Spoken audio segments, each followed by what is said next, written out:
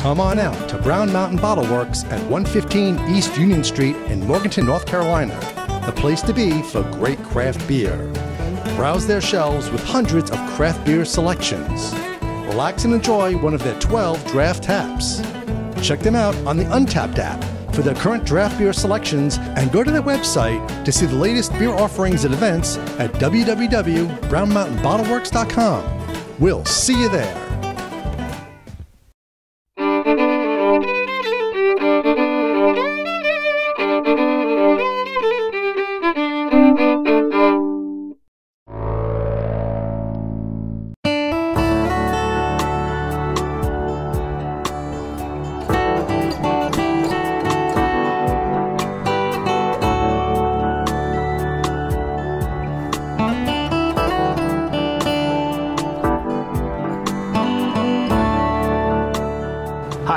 Dave's behind the camera. We're the NC Beer Guys. Welcome to another episode of the NC Beer Buzz.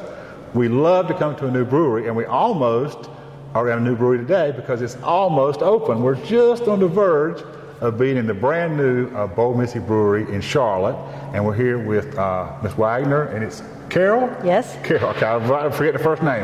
Carol Waggener, who says she is the everything here. She's the owner, founder, she's it. And she's obviously the brains of the operation here. So we're going to talk about all the great things that are coming at Bold Missy and also when we might get open. So thanks for having us in. Hey, thanks for coming. Great to have you in Charlotte. It's great to be here. We love coming to Charlotte. We're in here. We're in town for Black and Blue, but we're making our way around town. And we always like to come to the new places because we like to be in the know of what's new and wonderful in the NC craft beer scene. And of course, Charlotte has always got something great to offer. Absolutely. Craft beer, which is obviously why you're here. That's why I'm here. It's one of the greatest beer cities around right now. Now, are you a native? And did you know you do something in Charlotte? You know, I'm not. I actually was born and raised in Florida. Okay. But I've been in Charlotte for about 13 years now. Okay. So when you got ready to do a brewery, you knew you'd do it here. Yes. You wouldn't have thought about going somewhere else and doing it. No, absolutely. Charlotte's it's a great city, and it's I call it home, and it's a good fit for me. Now, are you a brewer by trade and nature? I am not. I don't pretend to be the brewer. Okay, but I do a little home brewing. Why brewery? Okay, well, I guess a big part of my story is I worked for Anheuser-Busch for about 10 years. Okay, so you knew the AV side, the big side, the big boys. Yeah, I knew the big boys. I knew the dark side. So I was with in marketing or what kind of role? I was actually in sales. Okay. Yeah, I was in sales, and I bounced around a little bit. I started in St. Louis, then I got promoted to Phoenix, and then I've been in Charlotte for the last 13 years. Okay. So basically, when InBev came in and bought Anheuser-Busch, was restructured out. And so I landed with another great Charlotte company, Snyder's Lance. So worked with Lance Crackers. Lance Crackers. And Snyder's Pretzels. And Snyder's Pretzels and Cape Cod chips. You non-North Carolinians might not know about Lance Crackers, but Lance Crackers are our mainstay for many, many years. It is. Four Corner Nab is a Lance Cracker if you don't know the language. That's absolutely So you work for Lance. I do, and yeah. They later became, I guess that was a bigger company. The Pretzel company was actually bigger than Lance, I think. Yeah. And that's why they carry the first name. Yeah, exactly. Right? Okay. Exactly. So I've been with them for about 8 years now. So about 3 years ago, I was on a pub crawl over in South End. So you were a beer fan. Oh, absolutely. So when I left Anheuser-Busch, I never drank another Anheuser-Busch product ever again. Right. Talk about a bad taste in your mouth. Not only do you not like big beer, but they fired your butt. You're out the door of big beer. Absolutely. So it will never touch my lips again. That's right. Good boy. Yeah, that's right. So anyway, so that led me to the craft beer scene. And I was on this pub crawl, and so I thought, I was sitting in Triple C, and I thought, you know what, this is amazing. This is exactly what I want to do. Because I always wanted to get back into beer, but obviously not with the big corporate. But kind of also do your own thing. Do my own thing, exactly. So I went, I thought, okay, well, this is a great idea. I need to obviously do a lot of research and work on it. So I went up to Siebel Institute in Chicago. They had a 3-day seminar on Start Your Own Brewery. Right. So that kind of just scratched the surface of It kind of told you what you didn't know. It told me a lot of stuff that I did not know. So that was good. So then I found a program in Portland State. It's online. It was a 24-week business of craft beer. And so I took that program. That really helped me develop my business plan, marketing plan, financials, and all the things I needed to know to kind of get this thing going. And to go to the bank with, or wherever you had to go to get your partners. Exactly. So I'm the only partner. It's just me and my money. Okay. And actually, I've got a great partner with Wells Fargo. I was able to get a SBA loan. So that was a huge deal. Right. And every step of the way, I'd be like, huge deal. Also, not to interrupt your story, but was it a mess did they understand beer at all? They, you know what, I wouldn't have thought so. No, but I got locked in with an amazing group. Okay, good. Here so in Charlotte. you hit the right people at Wells Fargo. I got great people, yeah, because John Sozzi was my banker, and another guy, Mark Pompeo at Wells Fargo, he has secured and landed many SBA loans. So good. So he knew how to navigate. So he knew small business and beer didn't put him off. Absolutely. Okay. Absolutely. So very supportive group. And so they you know, from that group, you know, I got a great accounting person, a great, you know, tax person, just an amazing insurance guy's amazing. You probably know Matt Frazier. He's a Mr. Beer guy. Yeah, right. Yeah. So just a great group of people that really supported me and helped me create the vision. Great story. That feels good, doesn't it? Oh, it feels have all the people great. behind you, but yet it's kind of your own thing, but yet you're not in it alone. It's very humbling. It was very humbling to be able to get that kind of support. Now, we got to ask about the brewer, too. You must have brought in, if you're not a brewer, you must have brought in a brewer. Absolutely, yep. So who do we get and what's his background? His name's Dan Baker, and he's off hiking right now. That's his other passion besides beer. Well, he soon won't have a day off ever. So yeah, exactly. Enough, might as well have it now, right? Let him vacation now. He can enjoy it now. Yeah. So Dan has got a great beer background. He started at Sweetwater. He actually volunteered at Sweetwater because he loved beer so much. And so he was actually out on a spring break vacation in Colorado, and he saw a couple of brewers at a brewery, and they were playing ping pong, and he's like, oh, that's what I want to do. Yeah, right. So he started Sweetwater. He went out to Eugene, Oregon to work for Deschutes, and mostly in packaging, and then he came back for family reasons back to Georgia. And so he worked at River Dog Brewery, and then he worked for Monday Night Brewery. But in the middle of all that, he went to Germany for the 7-month intensive brewing school. So he's got great training. He's got great background with these great breweries. And ready to settle in somewhere. He is. Yeah, he and his wife moved from Atlanta and just bought a house in Charlotte. So they're both getting settled in, and they're real happy here. So that's good. Now, are we going to have? I got to ask about the name. For one thing. Yeah. Bold Missy, is that a personal reference? Yeah. And the logo, if we don't show it, Dave will try to pick it up on camera. Okay. It's these nice big red lips, kind of remind you of the Rolling Stones mouth, except without the tongue. Yeah.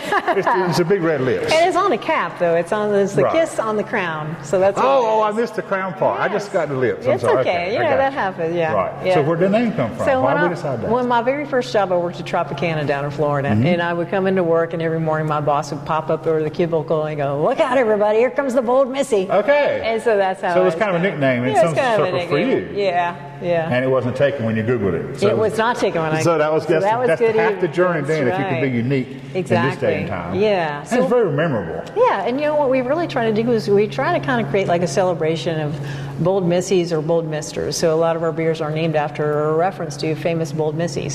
So, we've got Get Your Gun Golden for Annie Oakley. We've got Find a Way Wheat for Diana Nyad, who swam from Cuba, Florida. We got Solo Flight. Leading women, cutting edge women, leading people that are stepping up. Yeah, like Rocket Ride's our IPA, and that's for Sally Ride. Right. So really, nice. being able to take that brand in a lot of different directions, and craft beer needs that. Craft beer needs that. So that's great. I think it's been really great. We've gotten an amazing response from people about that. It's been really nice. Yeah. Oh, that's great. That's very good. That's a good angle too to kind of set yourself apart. New perspective from everybody else or from a lot of people. So that's very good. Yeah, it's been fun. So, are there going to be certain styles of beer that is Dan, right? Yeah. That he's going to brew, or is it going to be all over the spectrum, or what could we expect from Bold Missy? Well, from Bold Missy, from my perspective in the business plan, I really wanted to focus on well-loved styles of craft beer. All right. So some standard styles. Standard styles. I wanted people to be able to come in that were maybe not quite there yet with craft beer. Just starting their journey. They might have tried a Shock Top and liked it, or a Blue Moon and thought that was good. But they're basically big beer drinkers. Well, they're big beer drinkers, and they want some entry level into craft. They want to kind of see what it's all about. So that's where our Golden Ale and our wheat beer is going to come into play. But I also want to still kind of delight the true craft beer enthusiasts. So we'll have a great IPA, a great American brown. So those are kind of our four core. Maybe flagships, for lack of a better word. Yeah, exactly. Okay. And then we'll have 2 seasonals, and then we'll have one of Dan's, whatever Dan wants to brew. Let him be creative. Let him do his brewer thing. Exactly. And always have something new and wonderful for anybody that comes in every week. Yep. They can have something new when they come in. Yeah, so our first seasonal is going to be, the 2 seasonals are going to be a red lager, which would be really nice, good for the spring, and a Belgian double. And then Dan's brewer's batch is going to be a hibiscus kettle soured beer. Oh, great. So something really unique, a little bit of something for everybody. Put a sour for those really hardcore sour fans. Yeah, so we'll see how it goes. Which everybody is at some point. That's I don't know, he's into it, I guess. Good. Yeah. I'm not a sour fan yet. I'm not either yet, but I will be someday. But there's something in craft beer for everybody. I think that's what we learn every time we're out. I mean, that wherever you are on your own journey, you can find plenty of beer to drink that fits your style. Absolutely. We encourage people to try all kinds of styles, as Right. you know, to continue their education in what the options are. But if they don't want to be a sour drinker, you don't have to be. If you don't want to be a hophead, you don't have to drink a bunch of IPAs. Right. There's something for all of us. Absolutely. In the craft beer That's what community. makes craft beer so great. Yeah, it's kind of like the Yeah. people. It's all about community Yeah. and craft beer. It is. So how close are we to opening? We're sitting Well, here at St. Patrick's Day weekend. We're sitting here at St. Patrick's Day. And Did you think by now we would be there? Are we a little behind what you Well, hoped? we're you know, I think everybody thinks like Everybody they'll does be one behind. open. Yeah, absolutely. I thought it was hopefully going to be open by the end of last year, but Okay. obviously, you know, you get into this kind of cycle where you get an inspection and you didn't realize, okay, well that still needs to be Now one done. thing's continued on another. One thing keeps going. You get that inspection, the next inspection, then you got to get your permits and all that stuff. So all that really took longer than I anticipated and everything. And the So construction. tax day or even longer? No, that's just what I'm thinking. So I'm thinking we'll hopefully do a soft opening April 22nd. Okay. And then, you know, family, friends. April 22nd. April Okay, 22nd. So after tax day. Okay, right. So Yeah. 6 weeks maybe still. Yeah, because we only have a couple batches in the thing, and I want to make sure absolutely that whatever we serve that first day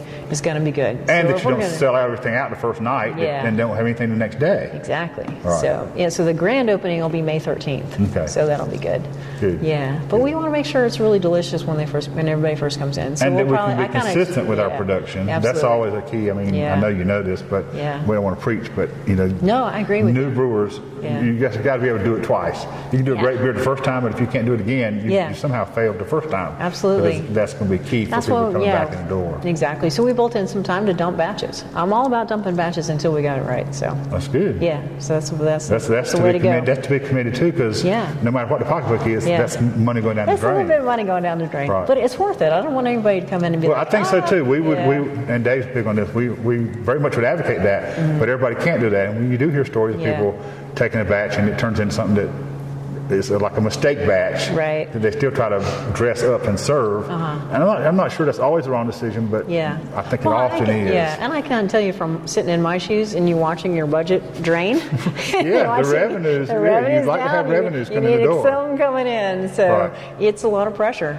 But for me, I've stashed away enough money to And be making able to make quality, sure I've got that. making quality decisions bumper. can hardly ever not pay off. Absolutely, I'm in full agreement with that. You would think. Absolutely, yeah. So let's talk before we close a little bit about the Okay. facility. Okay. How many square feet and what kind of brewing system and what are we hoping to do here? Okay, well, we've got about 8,500 square feet.